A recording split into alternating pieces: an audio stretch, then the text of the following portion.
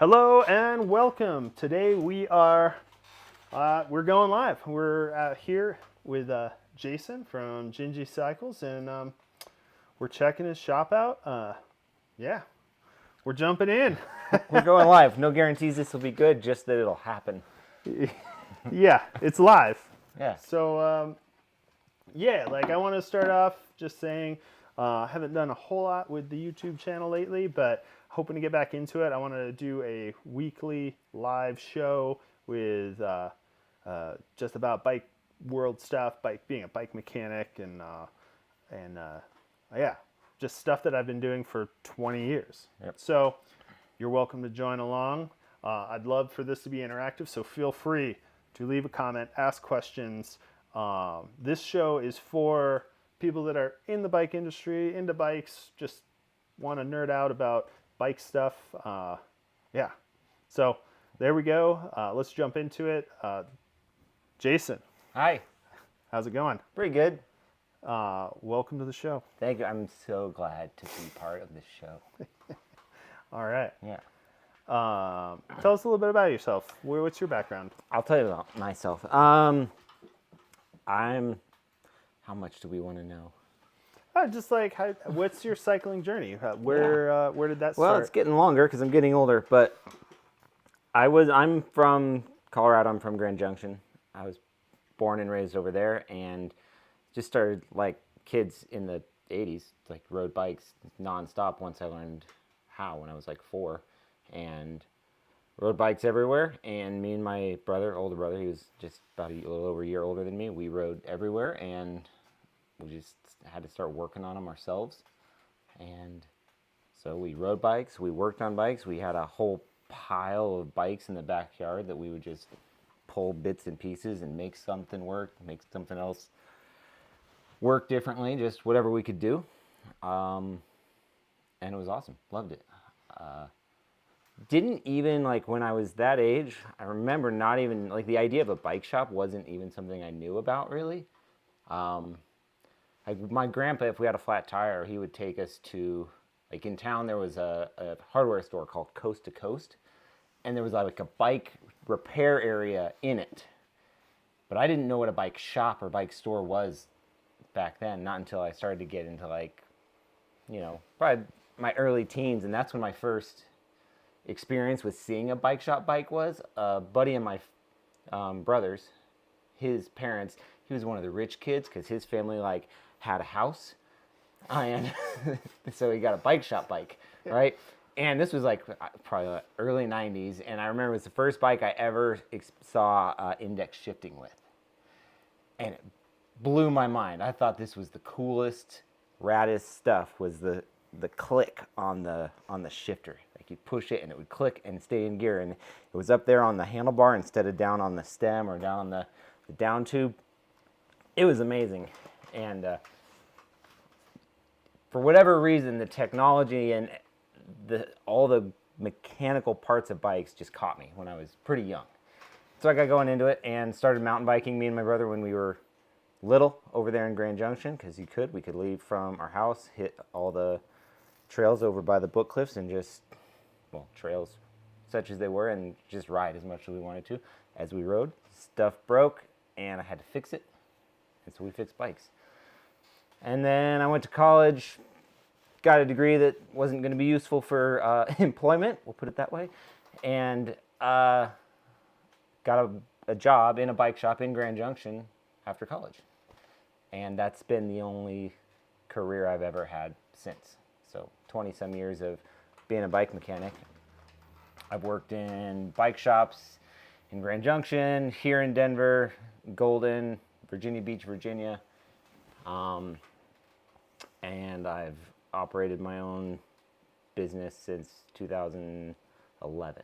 Well, really 2010, 9 kind of, but exclusively since 2011.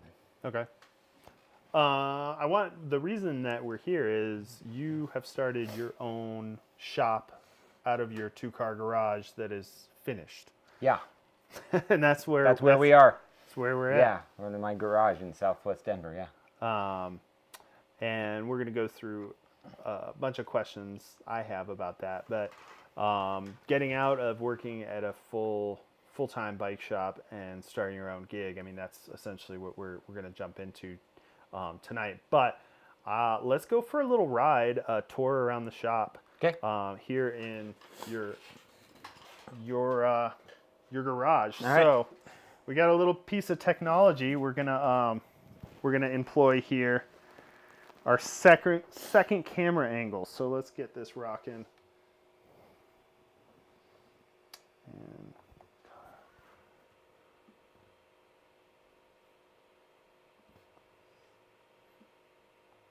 yep, there we go.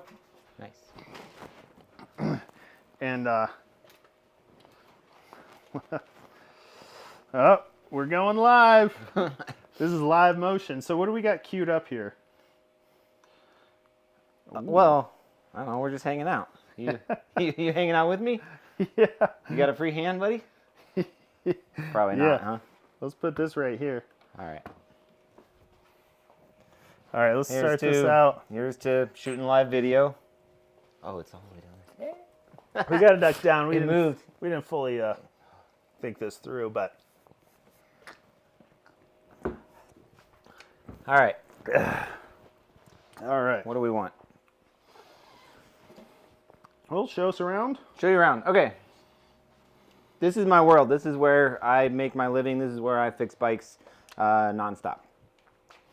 You enter over here. There used to be a garage door behind here. It's not, I mean, it's, the image of it is behind there, but it's all blocked off here now. Ooh, is that a So- 24-inch track bike? So nobody can get in there. That's a 650B Woo, 650B. or C, 650C. Sorry, track bike. And you can see right there, that's where the garage used to be. Yeah. So anyway, basically, when this garage is one of the only reasons I bought this house back in 2008 was to turn it into a bike shop. So I started it kind of back then. I built it out in 2009. Started working in it. Kind of built up working from home for a little bit, and then went fully on my own in 2011. So this thing hasn't even had a car in it since I've ever been here. So it's kind of just been purpose built for all that. So our entrance is over there. What we have here is my old bike stand from the old retail store, which we'll reference here and there. Did have a whole retail store bike shop for 7 years from 2012 to 2019. But then I closed that. Came back to working in the garage. So work stand. Bike shops are easy. This is simple. Stand, bench, drawers with tools and parts, wall of tools, tons of extra parts all over the place. Look at that organization. Places to store parts, places to store bikes, a place to work on a computer, places to store bikes, more places to work on things. This is suspension area, spokes, and then during the main part of the season, this whole room fills up with 25, 30 bikes, which is what keeps me busy. Tire storage over there. It's not that hard. Pretty simple. Anything else you want to see? Dude, what do we got in these drawers? I don't want to open my drawers right now What's in there? because they are very messy. They're in the middle. I want to say they're in the middle of reorganization, but that's only happening in my head right now. So I just moved this one into here, and because I had all my spokes and other stuff down there. So this is just Dremel tool and drill bits, screws. Yeah, bike This shop. is my hacksaw and taps and everything, but the drawer fell out when I was putting it back in, and I haven't reorganized it because reorganizing taps is kind of a pain. That's drills and stuff down there.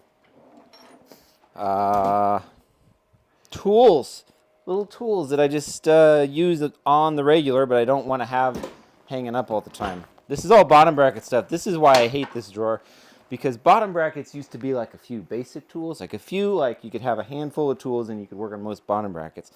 Now bottom brackets is a whole mess of sizes and shapes and variations, and there's so many of them, and I want to reorganize them according to their size and the number of teeth things that they have, but I haven't gotten around to that. So that's what I said. It's in my head. I always thought I'd be one of those guys that did the like cut the foam out and had everything in its little place, and I wanted to be, and I've been doing this for a long time, and I've never been able to accomplish that. So we could still get there maybe someday, but I also want more to or less say it. there is a full sectional couch here. I mean, this is a full-on cave. Right here. Is this where the kids hang out? It's where the kids hang out. Yep. And you're how many kids do you have? I have 3 kids, so Father of 3. yeah, and that kind of goes back to when I restarted working from home, which was during the COVID times, when I really kicked off working back from home again. Everybody was at home. My kids were here doing school, and my wife was home working, and we were all kind of locked in various parts of the house and the garage, and working from here, and being able to be around my kids proved to be not only just really convenient, but something that I actually liked and enjoyed and wanted to do. And so working from home that way, being available and accessible to my kids and my family, it's a huge part of why I do this. Cool. So. All right, we covered a quick history. I didn't realize that you actually grew up in Grand Junction. I did. Junction, dude. Junction. A few How- generations Yeah. over there, yeah. I wanted to see what else do I have in here. So how long have you been a professional bike mechanic? So I have been employed as a bicycle mechanic since 2003. That was when I got my first job at the bike shop in Grand Junction. Ooh, I got a couple of years on you. I know. I'm 2000, dude. Right? What's the? So yeah, and I think I referenced it. I've been self-employed since 2011. Oh, nice.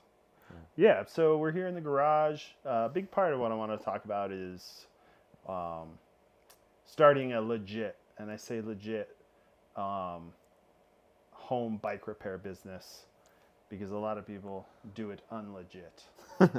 You know, I mean, I've seen And people, I might be too. you got drawers I and got it. tools on the wall. It's true. It's so legit. So I wanted to touch on that. Like, what does legit mean? I mean, it's kind of the question that gets thrown around, and one that I've kind of had to deal with, both like from just an operational level, but also from just sort of a personal level. Like, what is professional bike repair from a home garage, and how legitimate is it, and all that stuff. Because early on, even going into it, I was always afraid of just being looked at as, the guy who is just has his little garage and is fixing bikes, and I guess that's fine, and that's technically what I do. But there's always been sort of this shade thrown at that kind of, in my experience, I guess, shade kind of thrown at that kind of guy, because he may not know what he's doing. He's maybe undercutting bike shops. He's just doing crappy work, and that's kind of it. Unlegit. And that's not legit. So I always wanted to try to sort of shed that, that stigma of all that. So even early on, and to today, a huge part of being legitimate here was getting permission from the city to have this business, which actually at one point was kind of tough, because back in 2009, I actually had the city, or 2010, whatever, the city gave me a letter saying I couldn't do this anymore, and I had to go through this whole process with the city to try to get permission to do this. And there was this, they actually said I couldn't, but if I kept, because they were changing the city code, and bike shops wasn't allowed as a business at home, because at that time under the city code you couldn't have a business in an unattached garage, which mine is unattached. If it was attached, you could. Build a hallway. Right. Well, and I actually had to have a meeting with the whole board of adjustment for zoning about this. Like, hey, can we just build a hallway between there? And I'm like, well, no, maybe no. But what we learned was don't like it. the city was back then was in the process of bringing in some new code, updating the code, and they were going to change that part of it. But it wasn't going to come into play until 2011 or so. And so I had built a relationship with an employee at the office, and we just worked out a system where every 3 months I filed an appeal to the city's letter saying that I couldn't, and then I would get another 3 months to continue. So every 3 months I just filed a new appeal, and I was able to maintain business long enough to finally get brought in under the new code, which is great. And then once I came back to working, and then I left working in the garage. When I came back to working back in the garage in 2020, it was a similar thing, but they changed the code again, and I had to go through another round of work with the city to get what they call a home occupation permit for your business in Denver. And we just had to work with the employee at the office to figure out what category of work my business fell under. And they were able to find something out and give me a occupation permit for my business here. That's a big one in my opinion about being like legitimate and being above board is having permission from the city to run business out of your home. And that's huge because if the city grants it, then that's one good step. Beyond that is insurance. Insurance is a huge one that people will often claim that home mechanics won't have. They'll be like, oh, well, don't go to a home mechanic because they don't have insurance. And that's probably true in a lot of cases, but you can get insurance, general liability, and other sorts, which I have and have always maintained because it's not super expensive and it's worth every penny in case you ever need it. So plenty of insurance, business occupation permit, and then just little things like sales tax licenses from the city and all of that. Which really also allow you to work with manufacturers and certain distributors, so you can actually warranty stuff and work directly with companies. Yeah, so that lets business. Yeah, so whenever you need to, for various companies and distributors will want to, you to either warranty or sell their products if you are permitted, insured, sales tax licenses and all that, then yeah, you can do all that stuff for them if they're willing to work with you. And a number of companies are willing to work with me as a home operation, which is cool. Why? So that's how you become legit. Like you have to go through enough of the work and enough of the steps to, the only thing that I don't have that bike shop has is a lease on a commercial space. That's it. Yeah. And for some, distributors or whatever, that's the deal breaker. Okay, fine. But that's literally the only thing that I don't have that most bike shops have. I feel like you could lease your garage to the business and then show it and say, well, I do get a write-off chunk of it on my taxes. yeah. So Say, this is our lease agreement for 50 years. right. I feel like there's some paperwork, bureaucracy work around. You could manage there with that. It's not been such a hindrance that it's kept me from making a living, though. So yeah, and the space. I mean, the thing that got me is you have a legit space to do work. I've literally seen people operate out of storage units. Right. With a hammer and the stuff's laying on the ground and I don't want to take my bike to... Well, I've seen... we've both seen workstations in bike shops that are worse. Yeah. It's pride in your work. Yeah, it's absolutely.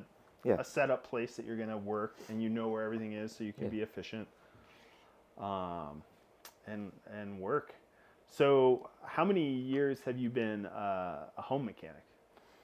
So I was home mechanic from pretty much 2010 to 2012. 2012 is when I opened my retail store, and I ran that from 2012 through the end of 2019. And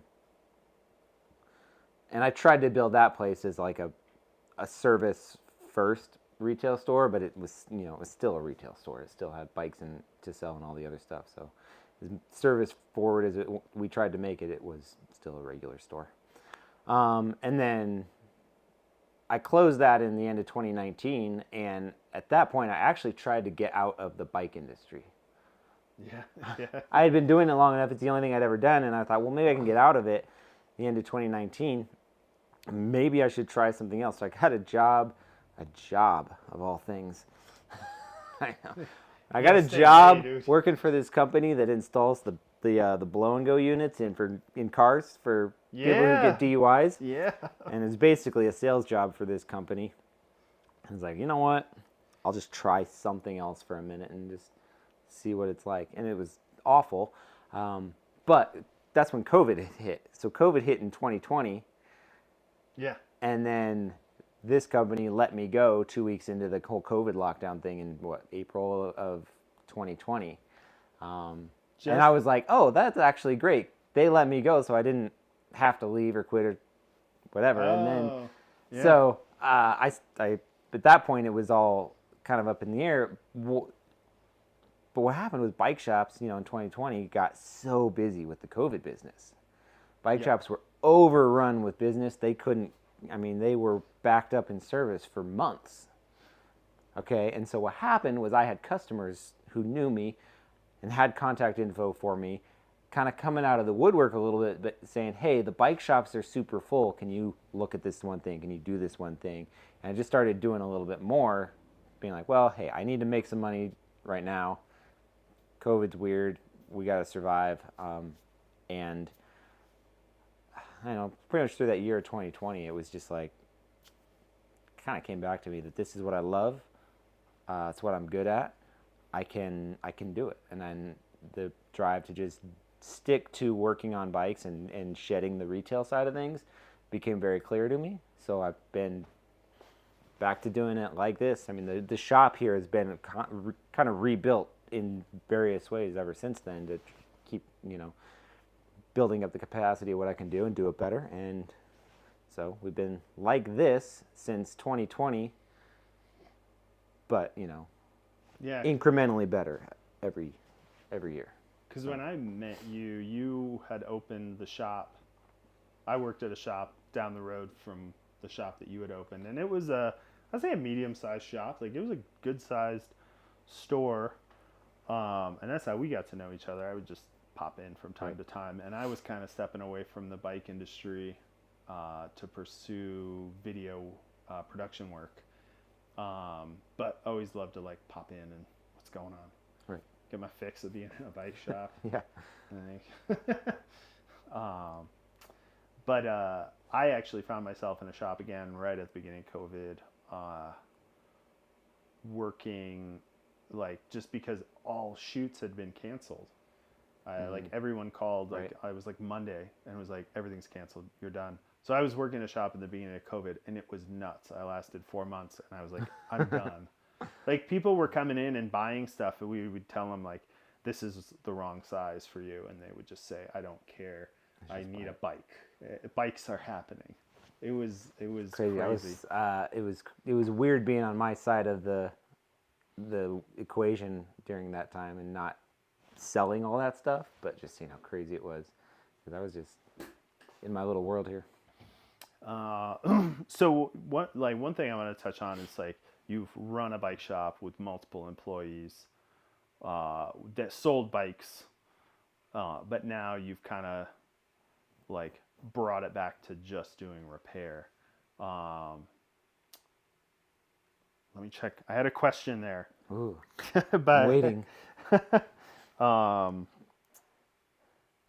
With that, so you've seen, I guess my point is you've seen kind of like both sides. Like, you've been a bike shop owner, right, and run bikes with multiple mechanics and purchasers, and right. You guys did Scott and Felt. Yep. And so you've been on that side. You've had that perspective. What are some of the pros and cons of running a bigger store, bigger operation? Everything is kind of comes down to the person running it and their perspective, right? For me, selling new stuff all the time because you have to is a definite con, because I hate it kind of from a practical level, but I kind of hate it from just a matter of values as well. I don't think that we need to always be buying new things all the time, and I don't want to be the person who's pushing that. And in the position of owning a bike shop, a bike store, I would say that's the position I was in. Like, oh, you got to order the new stuff, you have to order it, and you got to push what's new. Well, what's new about it? Whatever, color, an extra gear, this minor thing, a change in the angle. Like, there's all these little stuff, and you playing all these games to try to convince people that what they need something new. And I kind of just like to leave that up to them. And honestly, if make it up to the companies to sell their product and not me. So that's the biggest con in my opinion. I hate pushing new stuff all the time. I like fixing stuff, and stuff can be fixed and made to work well for a long time. So as far as all the other stuff, like, there's just headache stuff that I'm glad to not deal with. Like, so many more issues with, taxes and accounting and, projections and all that stuff that's just not my game. It's not something I liked and was hard, and I honestly just wasn't very good at. And I think we all got to come to terms with stuff we're good at and stuff we're not. And you can get better. Like, I tried to get better at, a lot of that stuff, but I hated it, so it was hard to be better at it.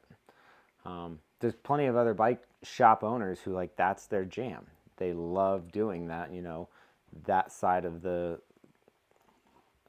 running the store is the projections and the planning and the forecast, all that stuff to try to, make the place profitable. Good for them. But so the pros and cons aren't like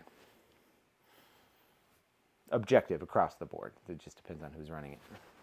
My next thing with running a shop, because I've dabbled doing some home repair for folks, especially during COVID. Like, the shop would be booked out 2-3 weeks sometimes, and somebody would come in with a new bike and say, hey, I need this done, and the boss would be like, I don't care if you do it. And I started doing stuff on the side during COVID just to do it. But outside of that, how do you find customers, and how do customers find you? So all of my customer base is just built through word of mouth. Pretty much always has been. I mean, I have like social media accounts. I've got an Instagram and a Facebook, and I have a website. All those things, but they're loosely used, and I don't pay for marketing services from any of them. At the end of the day, this is still my home, and so like my address isn't posted anywhere or anything like that. And the only people I want coming here are people who I know where they come from, in a sense. Like, they've been sent to me by someone else who I know. And that keeps the level of trust pretty secure. And it also brings in a consistent, the consistent level of customer that I deal with. So you're just building stuff word of mouth. You're not like blasting emails. No, I don't remember the last time I did. I have all this stuff from Google and from Square and all this that has all this marketing stuff to be able to send like email and text blast and all this stuff. And no, I haven't done all that. People don't need to be getting garbage from me. Yeah, that's because if somebody were interested into getting into this, it's like, well, where do I get customers? Where do I get clients? How do I even approach that? When I initially started, way back in 2009, 10, I actually was doing a whole bunch of on-site technical support for like bike races and bike events, stuff like that. So I'd go to bike races and set up as a neutral mechanic, or I'd get work at like charity rides and stuff like that as an on-site mechanic for all that stuff. And I'd be there at those, get a little exposure and hand out cards and stuff. So definitely gained in a lot of initial. That was a lot of work though. Yeah. It was just a lot of traveling, a lot of loading up. I had a whole travel set of tools and stuff that I had to keep separate and be able to show up to all these things. It was fun. Like going to all those things it's fun. I love working those events and doing that kind of thing. But yeah, it's a lot of work, and like the events themselves aren't like money makers, but that's how I gained a lot of customers initially. And then, like I said, from having the store for a number of years, like people learned about me then, obviously, because I used to, like, the store had all, we had marketing, we had events, we had email stuff, we had all sorts of things. We were on dealer lists for felt, and so we're all this stuff that kind of goes into a package of people being able to find you, and then obviously a public-facing front. So I definitely brought customers out of that. But why did they come with me after I closed that store was just a reputation and being able to be a good bike mechanic. Have you ever posted a listing on Craigslist for your services? I never have. Okay. No, it's true. I made the specific point of that way back when I first started. I said I won't ever put an ad on Craigslist. When I was back in North Carolina 16 years ago, I actually was doing some stuff like on the side, and I did a Craigslist post like bike mechanic, and I got some of the weirdest like stuff that I'll never do it again. I just got, people being super cheap. I had one lady who was trying to flip bikes, but she was like lowballing me, and then so she wanted you to fix them up Yeah. cheap so she could resell them. She brought me an old Nice. Specialized with tubulars, glue-on tires. Yeah. And I'm like, this is hours of fumes. And it was just such a weird, and I had some other people that, Yeah. I'm like, the randomness of Craigslist is not where you want to find Well, and customers. I've always wanted to Or might not. cater my business to the higher end. Yeah. Just it's what I like working on. It's better. It's fun, and that's the customer I've tried to make happy. So Yeah. Yeah, and I think the big lesson when you get started in the business of fixing bikes is, you can fire customers. right. Right. Right. If somebody's lowballing you, I had a guy I'm helping out over at Totem from time to time, and I watch the store on days he needs coverage. And I had a guy come in, and I was like, it's $12 to put a tube in, and the tube's $9. And he was like, well, the other guy doesn't charge me. And I'm like, it's Right. not, that customer is not going to do anything for you. Right. Right. So yeah, weeding out that. So you've had a lot of success from doing events and also having a brick and mortar store. Yeah. I mean, it has bringing- benefit for a while. Yeah. Yeah. Some of that clientele came over with you. Would you have any advice for somebody starting a home bike mechanic business and how to attract the right customer? Well, I think you need to be very clear about what your idea of the right customer is. Yeah. And it's not the same for everybody. Some people want to just help the neighborhood people fix up their kids' bikes, and that's cool. Yeah. I don't want to do that. Yeah. I want to keep the bikes running for people who ride their bikes recreationally or competitively. And so being clear about what you want, because you can't just do it for everybody. Yeah. It just doesn't work. You can try, but I mean, and that's what bigger bike shops have to do. Right? That's more or less what they're for. But if you're on your own, I think you're best served knowing what your target customer is going to be and sticking to that. Both and that involves like how you build your space, how you present yourself, the work that you do, and how you charge for it. Yeah. Big bike shops, I mean, I think that's the biggest frustration most mechanics have, is trying to do everything for everyone. Right. And it's like, you can't do that. And also when you work on, I like to call them bike-shaped objects. Right. Because the quality is so low that you can't guarantee your work.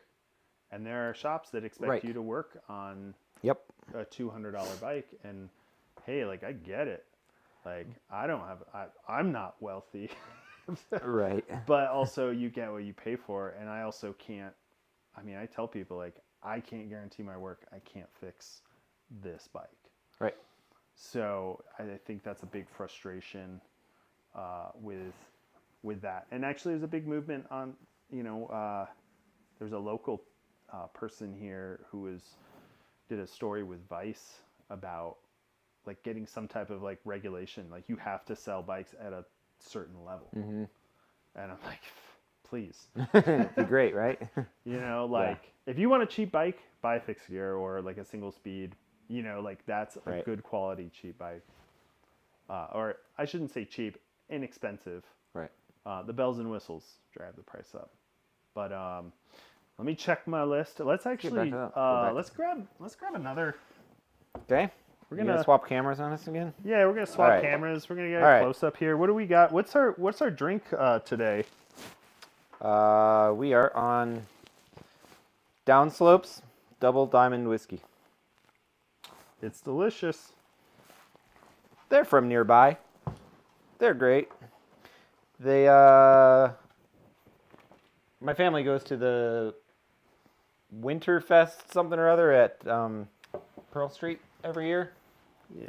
And I think they set up their booth every year, and I think I bought a bottle from them every year when they set up there. So Did I? And cut. There's the wide. here. There you are. Let me get this chicken camera out of the way, and then we'll get our next set of questions going. Chicken camera. Chicken camera. And if you're just joining us, we are speaking with Jason of Jinji Cycles, who operates his bike shop out of his 2-car garage that he's turned into a full-on repair shop. Jinji Cycles. Let's see. Oh, Colin Ford. Oh, come on. I love taxes. Oh, Curtis. I think I'm going to let you... I forgot that people do this. Yeah. How old is the whiskey? How What old? about triathletes? Of course. Of course. Triathletes are wonderful people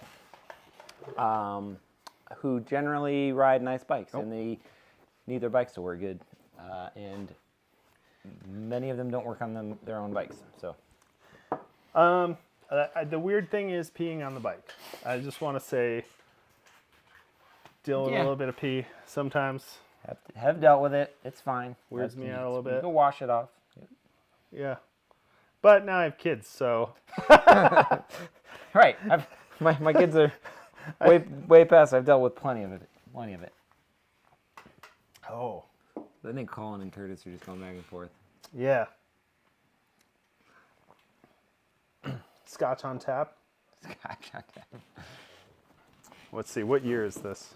I think it's from, I don't know. From some time. It's craft. It's fine. It's good. It's most premium. I have questions. Do you do custom bike builds? I do custom bike builds. That's the only way I sell a bike. And the way that works is somebody will come to me, and usually it's an existing customer or whatever, and they'll be like, oh, I'm thinking about this. And I love doing custom stuff. I've been doing custom stuff since day one. A huge chunk of what we did at the retail store was custom even then. It's fun. It lets you make something cool, something different, and something somebody really wants, right? So I just tell people, go buy a frame from wherever you want. If there's a bike shop in town that has one, buy it. Or if they're closing it out, cool. If you see stuff on the internet, I've never shied away from saying, buy stuff on the internet. That's fine. It's there. Like I do it. Deals are there. It can be done. You can get what you want, and it's fine. Like we have to bike shops fighting against the presence of the internet just needs to be done. We need to turn the internet off. There's a Turn petition. the internet off. Yeah, turn the internet off. I don't think that's happening. buy a bike, buy a frame, and then yeah, we'll do what we always do. They took our jobs. They haven't taken mine. I'm alive and well. Yeah, I mean, I grew up in the bike world with just, this internet thing. And also on the like when people come in, you know, somebody's saying, "Oh, I can buy it cheaper online." Well, go buy it online. Like, I don't care. Like, Right. I mean, I you feel know, the same way. And it's here if you need it. Yeah. And you can go online and click a couple buttons, and it will take a few days, and you'll get it. It's like I tell people, you can buy it, you can ship it here.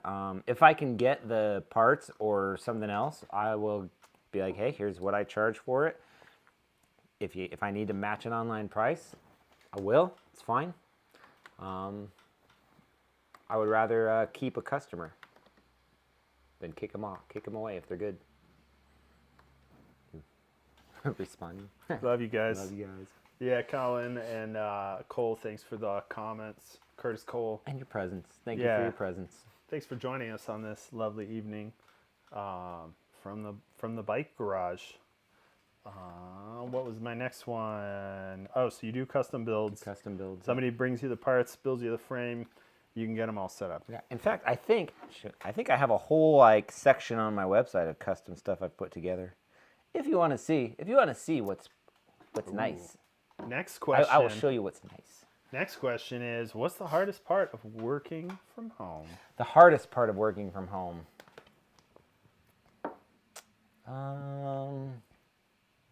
That's a good question.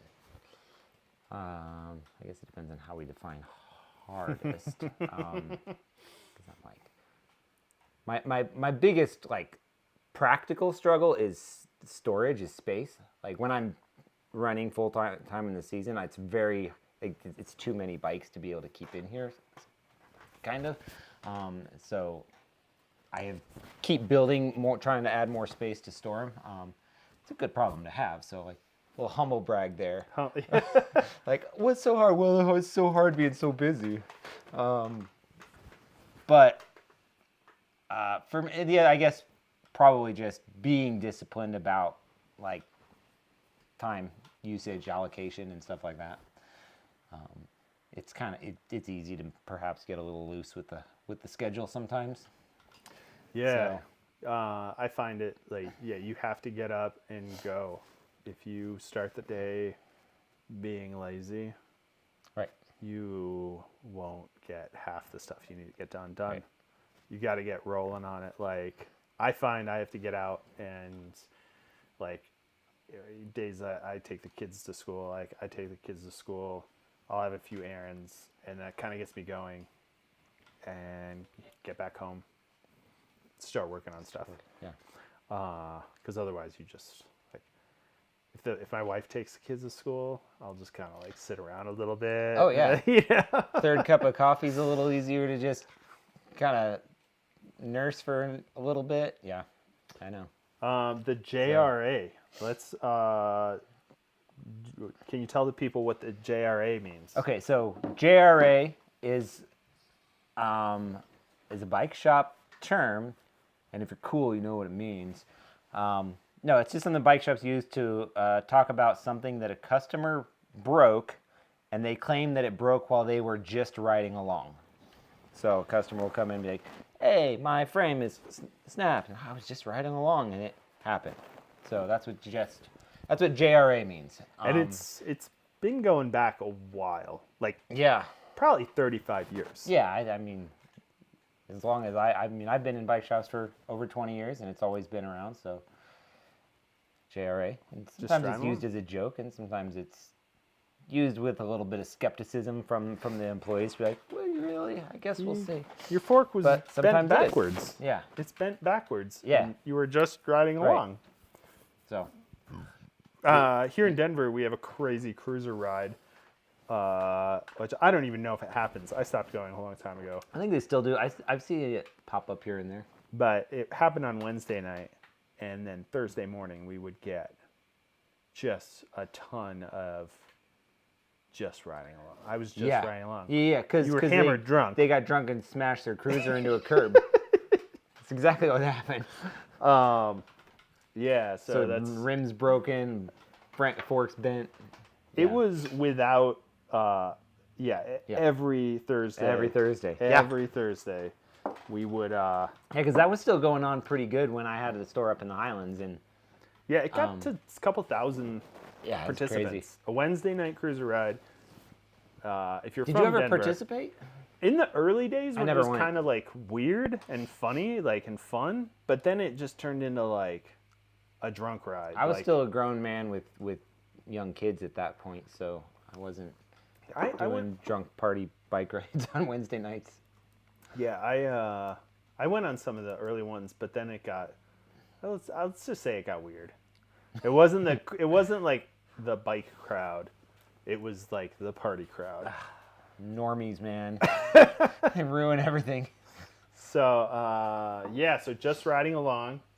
Your bike mechanic loves to hear that. So you wanted to know what the worst one was? Worst JRA, yeah.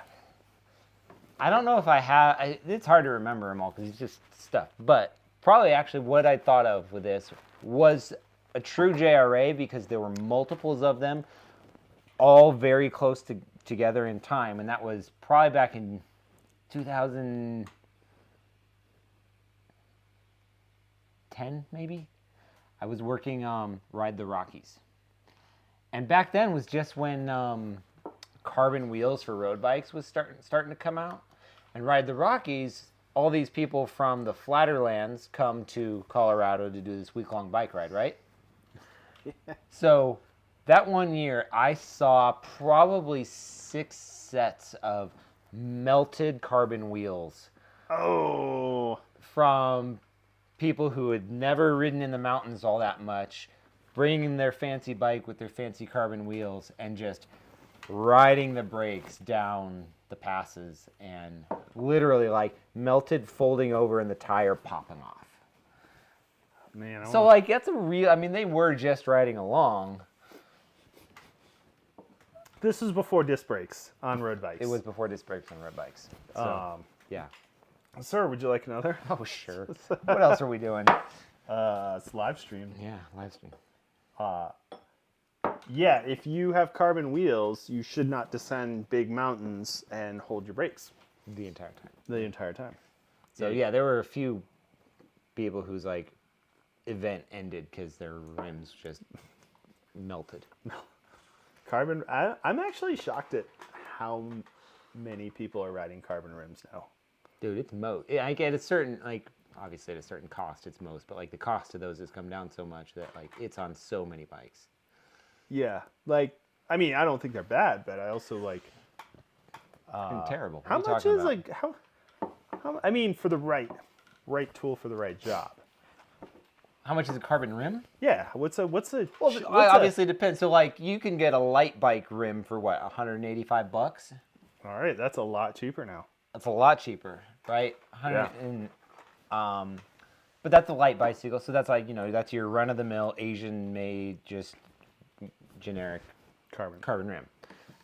Santa Cruz's reserve carbon rims are what, like 600 some bucks a rim, I think. Okay, yeah. I think the Envies are still around 700 something, 750. Yeah. Are they 9? I don't remember. I just checked Zip 3Z Moto Zero, whatever they call it. They're like 750 for a rim. Yeah, I'm still gonna go So aluminum. that's your range. I'm gonna go aluminum. There's a number of companies that have them in like the $350 range. Yeah. Knox is in that range. So. So between $185 and $900 a rim, you can probably find a price point for what you want to buy in a carbon rim. Most annoying bike trend Most annoying bike trend. of 2023. All trends are annoying. I don't know, man. If it's a trend, no. What's the most annoying? No, I am gonna just probably be the voice of every bike mechanic right now and say the most annoying thing is internally routed cables on low-end bikes, and not just like cables that run through the frame. We're talking through the handlebars, through the stem, through the headset. Fully enclosed aero style cabling. Why would you do that? Why would you do that? I don't know. All right. We got.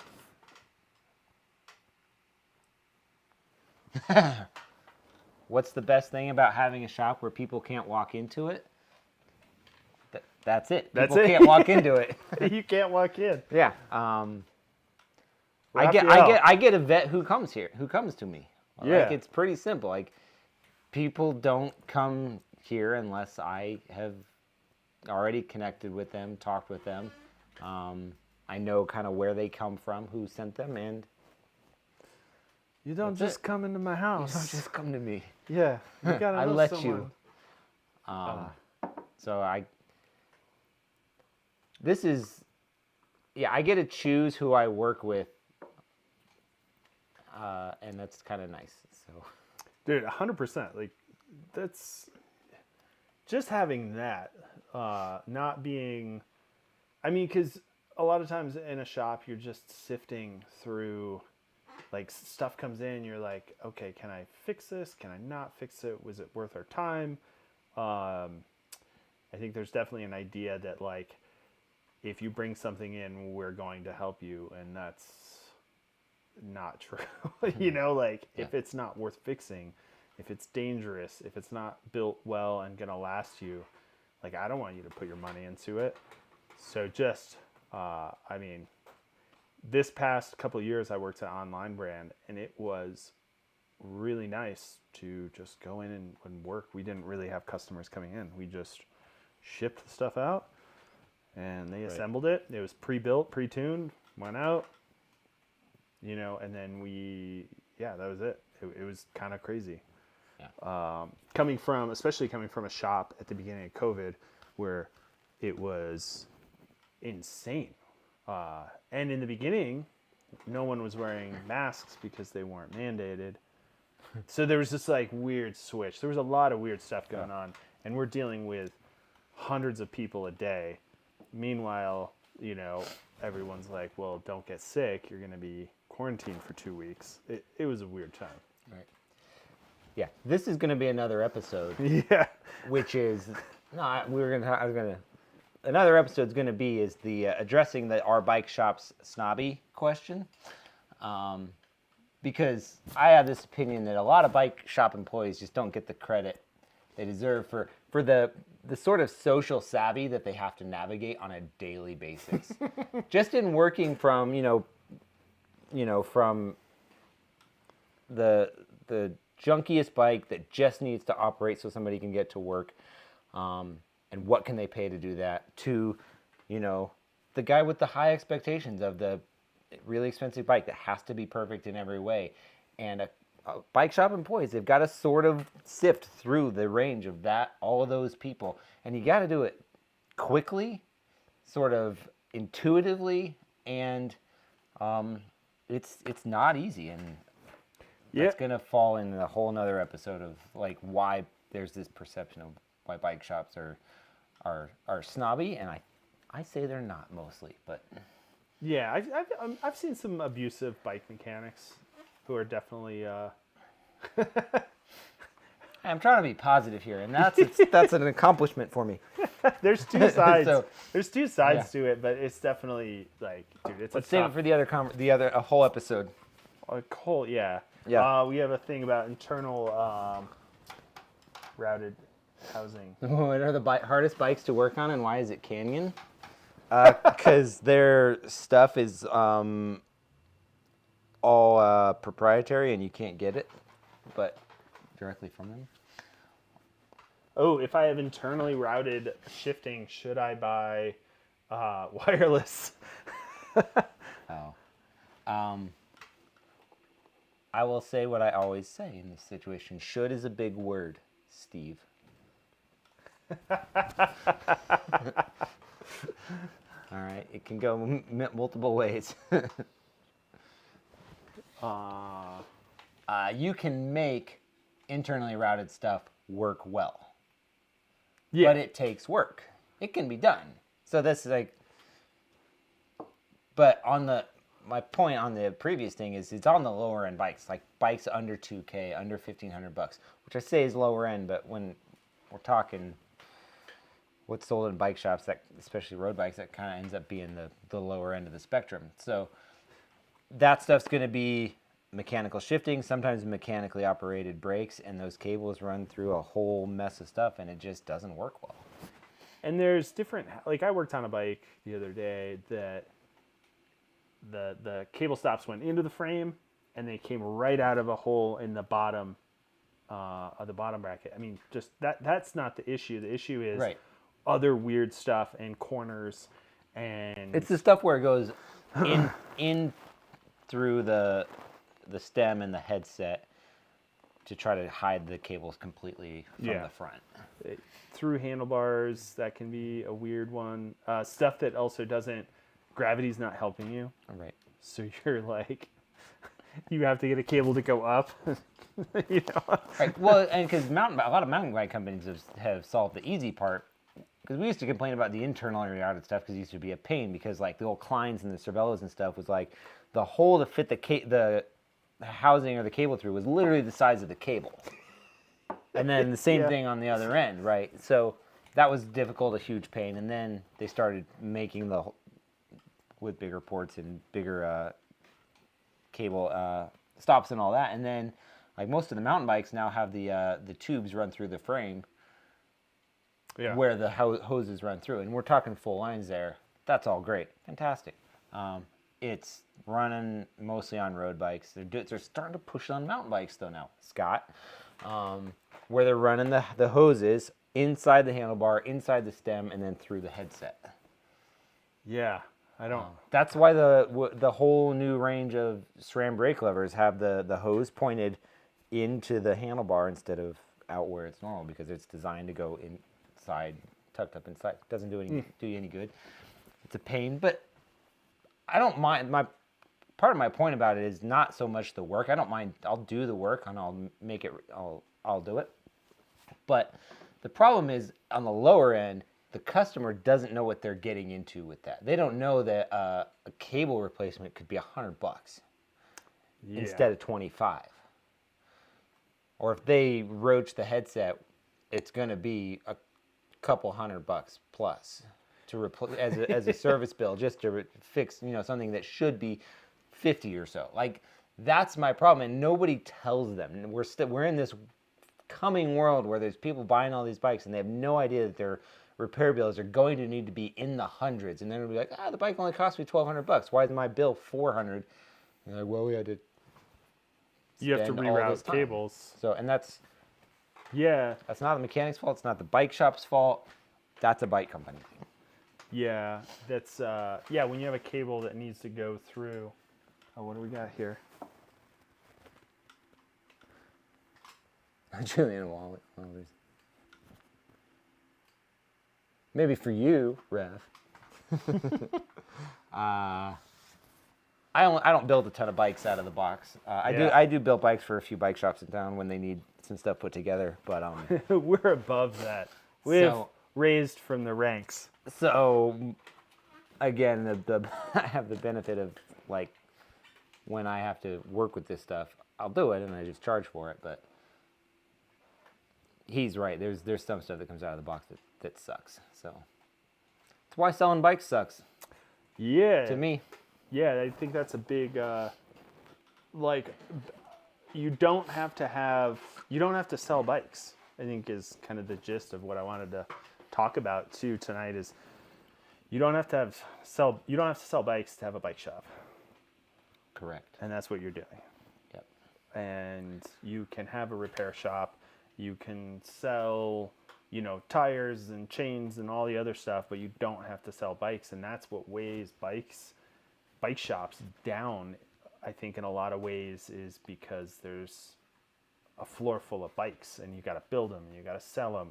There's a whole business cycle of, like, you get all these bikes in and you have 90 days and then you got to make that money to pay the bike company. There's all this stuff that cycles on top of it being a seasonal business. Right. That once you get rid of, I think, the bike side of things, I mean, a lot of that. It's fantastic. Yeah. It's fantastic. I've been doing it for years. I've been doing it and I'm of the opinion that I wish there were, and there's some. I wish there were more places like me, or more just repair only places that weren't bike co-ops. Yeah. You know. Yeah, because then you run into people that are mean well, but might not have the training or the expertise in a certain brand or a certain issue. I would like to see more and more bike mechanics try to leave bike shops. Probably get some shit for that from bike shop owners, and I have many friends who are bike shop owners, but I think this was kind of where it ended up being for me. Was I knew what I was good at, what I wanted to do, and knew that what I was able to accomplish inside of somebody else's business, inside of somebody else's store, was going to be limited in terms of just professional accomplishment, and definitely in terms of pay. And I know now I'm having a great time doing what I love, having a good time with it, and making my living. And I know, and I don't chalk it up to like me being the best. Like I try to be as good as I can and at what I do, right? I gotta. Oh, Curtis. All right. Well, are we taking commands from them?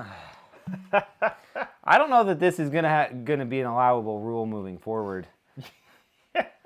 where we turn bike shop show into drinking game where people Cheers. on the internet just gonna be like, go again. Go again. Let's see. If it's turning into that, then it's turning into OnlyFans. What I do want to say, I have a concept for a show called Bibs Only, Yes, or Only Bibs. I am on board. So look out for that. Here I come, Only Bibs. We never did quite accomplish it. We always talked about doing Shirtless Wednesdays when we had the retail store. Bibs or just shirtless? Well, I mean, it was the apron and shirtless, and we thought that was going to be good. So, anyway, my point to that was there's good bike mechanics all over the Denver area, like really good mechanics, and they could be better served, and a lot of our population, like cyclist population, could be better served if they weren't in the back of bike shops in their service departments. I think that it could be better. I'd like to see service departments all over the place, and I'd like to see bike stores figuring out how to make their ends meet without taking advantage of good bike mechanics. Yeah, like that's a little bit of an aggressive way to say it, but it's been said. I mean, the thing is I would rather get paid more and take 3 or 4 months of the year off. Just say, pay me more, but I'll take work a different situation out. Then, right. Hey, we have to keep you on all year. Okay, so now we're tied. There's got to be a better arrangement for working in a shop. And one year, what I did is I went and plowed the roads for CDOT. Oh, right. I remember that. Yeah. So, and I made twice what I made working at a shop, and it wasn't hard. I mean, it's work, and you have to know things, but it's not like it's not rocket science. And so I kind of wish that I feel like on one hand, shop owners want to hold good people, but at the same time, like, hey man, go do this cool thing for 3 or 4 months and come back, and we'll have a budget. What are your thoughts on that? I want to operate a nationwide pool of migratory. What's the right word? Transient? I don't know. Let's say migratory. Migratory bike mechanics who go wherever the business is good, seasonally best, right? So like Arizona in the summer is terrible, but Arizona is good right now, right? Premium. The most. So, just a whole pool of people that you can send wherever they need to be. It needs to be a certain kind of person, but yeah, maybe not conducive to family life. No, definitely not. But you could take the seasonal burden off of a lot of shops if you just had people who could go when it was appropriate to the busy times. They'd get paid the best. They'd always be busy and could do some traveling. Yeah, like a foreign exchange program. Well, now you're just going global, and I'm not there yet with the planning. Dude, send me to Dubai. I'll fix some bikes. But yeah, there's something with that. I mean, some shops around here, I've never worked at a shop that's done ski stuff and bike stuff. What are your thoughts? Have you ever done that? I've never done it. I don't ski. I don't do snow sports. You've so never slid down a hill on I sticks? have. No, I've done it like 3 times. I tore my ACL once. So, Did you take the lessons? no. Always take the ski lessons, especially snowboard lessons. I don't ski. This is a rule at this point, right? I'm 43. I don't ski. It's not a thing I do. So I've never been in a shop that did the ski stuff. And I kicked it around when I had the store, but it was just like, I don't know this world at all. And so never did it. All right. Has somebody proposing that? There's the ski stuff, the coffee shop, the brewery. Everybody's trying to, like, bottom line is bike shops, I think they need to be not in as expensive, visible retail places as they are. Well, it's going to be interesting because with more consumer direct, it's going to be more conducive for bike mechanics to have home setups. 36 tops. No way. 23 dog. I feel like there's a van for sale. Oh, hit up Curtis Cole. Oh my goodness. He's got a van for sale. Mildly creepy. I will only buy it if it has an STD on the side. Otherwise, no deal. No deal. Oh, I like them inside. That's usually where you get them. I think that's all my questions. Let's turn the STD into a mobile bike shop. Mobile bike shops. Let's talk about mobile bike shops. Why haven't you done a mobile bike shop? We need to get a mobile bike shop operator here on a future episode of the show, which there are future episodes of the show because it's a show. This is the show that just happened. Oh, this is the Tuesday show, by the way. Yeah, the Tuesday bike shop guy show. Yeah. We don't have So if you're a mobile operator, please contact us. We would love to have you on and tell us how much you love it because it sounds awful to me. Why? Have you heard horror stories? No, actually, I haven't. My imagination. The sound of awfulness is in my own head. You gotta try. I'll get that clear. Jason. That's why I said we should have someone to chat with because it just doesn't sound nice. It sounds like you got to work outside where it's hot, or obviously you're in your van, but it's got to be conditioned. The van is small. Everything has to be set up really well. Like that sounds like a difficulty. And I just don't think I could do the work that I know I need to do in that environment. I wouldn't have all the stuff. Wouldn't have like the ways to clean bikes and clean parts and have on hand what you need at all times. It sounds tough. I think for the bike that's 2 years old and has like, just needs a basic tune-up, like that's ideal. Sure. But anything that's like ridden super hard, more than a couple seasons. Yeah, I think that goes back to the whole concept of knowing what your clientele needs to be. Yeah. Bring in Benduro. Who's Benduro? Who's Benduro? Drop a link. Dropping in some info. I don't know who that is. At what's the Instagram? Yeah. But the mobile thing, like after working on my own van, I did a van build out this year. It's really hard. It's amazing because you know how everything's built, so you can fix things. But it's also given me appreciation for really well built RV vans and systems that are already set up. Sure. Because holy cow, it was tough.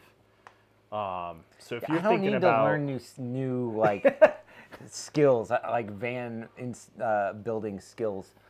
everything needs to be locked because you're driving around. Yeah, sure. And Like you're gonna forget stuff, and it's gonna slide. And then I don't think I would want to work inside the van. I would want to have a rack that I could set up outside. Ferranti does the van? I thought he had a. I don't his know. Space. I would want to see. I don't know. I know who he is. Ben, get on the YouTuber. Give us your info. I can find you online. It's easy. Yeah, Rocky Mountain Wheel Works. Who's Rocky Mountain Wheel Works? That's Ben Ferranti. Oh, okay. Yeah. Let's get him on the show. We'll get him on the show. Let's get him on the show. I don't know. He might have a full dance card. It's a trailer. Oh. That's Same that's thing. not bad. It's the same thing. Same thing, but then you're not. Trailers are harder to drive than vans. I'm a CDL driver, dude. Like, What? Fine. like, it depends on the size. Like big long trailers, kind of Great. suck. Sure. But a short little one, like 10 foot, 12 foot, isn't bad. I mean, it just sits behind you. It does its thing. You do your thing. Don't turn too sharp. Maybe someday we need to have. He'd be a good one to have on if he could do it to hang out sometime. But it'd be cool to do like a day of with a van operator too. Oh yeah. See Day in the life. see how wrong I am in my perspective of working out of a van. We're pulling up to our first tune-up. A little house in Cherry Creek here. It's like, oh, Jesus, it's late. Oh, it's triathlete. See, I get to kick people out. They are here for like 90 seconds and then they leave. You're like, do you like? I gotta get to drop it. off, boom, boom. Boom. So, Let's get out. There's no chat time. Maybe a little chat time. I mean, there's some people are chatty, but that's fine. Yeah. Do you offer espressos? Do you make coffee? Because there is an espresso I have. machine. There's an espresso over there, and then there's a cabinet with the if The juice. people who remember the bike shop, the retail store, there was a espresso coffee liquor zone. That's not quite been replicated here. Okay. We should work on that. Just get people to come. So Well. So we covered vans, working in vans, working. we're at 9:30. We're at 9:30. Yeah. Does anybody have any other questions? We're open for questions. Hashtag pissbike. We need yeah. we need topics for future shows. Yeah. Clearly, we need to get several shots into whatever we're drinking before we actually get our conversation rolling. Is each Curtis Cole's saying? Is each show going to get longer? No.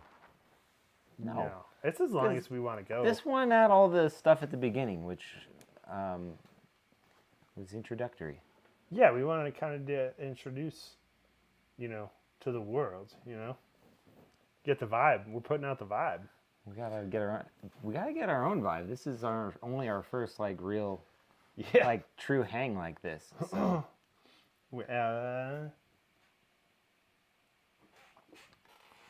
I don't know. I don't know. 6 average. What's the Scottish average? I don't know. All right. So, next week, our big holiday episode.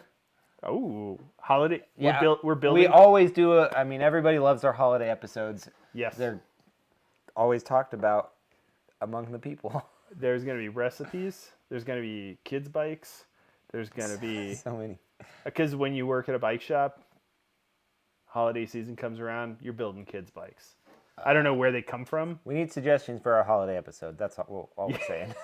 We're just going to be in We're here not going to talk about kids' bikes. building specialized hot rocks. Because that's what I did. Just so many I specialized have never hot worked in rocks. a specialized store. Wow. You haven't drank the Kool-Aid? No, it's good. That's all. Well, join us Tuesday. Join us next week. Yep, Tuesday, 8 o'clock. same time, place. We'll We're gonna try to get the ball rolling a little more smoothly next time. Yeah, hard 6. Oh, I should probably think before I speak, or before I read. Right. calling Coaster up to- break. Should we do a whole episode on coaster breaks? So our unofficial slogan once upon a time at the old bike shop. I don't even know if the employees knew it was supposed to be coaster brakes to power meters. Because that's what I was like, that's what we can do it all. Coaster brakes to power meters, which was true. Not so, I don't know if that's, I do have a like lowrider bike I have to put together this week. All right, let's do it. Which is going to be a fun little departure from the norm, but still pretty cool. I painted it all white. But Well, join us next Tuesday where we delve into our Christmas episode. There may be an elf costume. There may be a Santa costume. I don't know. so many holiday surprises. Wait a second. Let me make sure it's not my wife's birthday. Hold on. I'm checking right now. I know it's not my wife's birthday. Yeah. All right, we're clear. We're clear. We're clear. All right, I get to be married for another year. So join us. Proud of you. Join us next Tuesday where we jump into the world of bike mechanicry and shenanigans. And we'll see you next Thanks. time.